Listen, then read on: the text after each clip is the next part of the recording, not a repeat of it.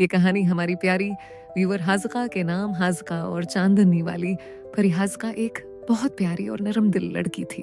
वो हर रात चांद को देखकर अल्लाह से दुआ किया करती थी। एक रात हाज़िका अपने घर की छत पर बैठी थी। अचानक आसमान में एक चमकती हुई रोशनी नजर आई। रोशनी आहिस्ता आहिस्ता उसके करीब आई और फिर एक खूबसूरत परी सामने आ गई। हाज़िका हैरान होकर बोली, आप कौन हैं? परी मुस्कुरा कर बोली, मैं उन बच्चों के पास आती हूँ जिनके दिल साफ होते हैं। फिर परी ने पूछा, हाज़िका तुम क्या चाहती हो?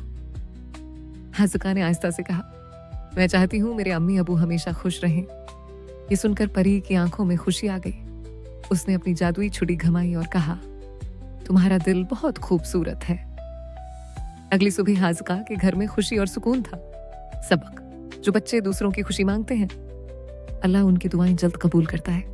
अगर आप चाहते हैं कि अगली कहानी में आपका या आपके प्यारे बच्चे का नाम आए तो कमेंट में अपना नाम जरूर लिखें।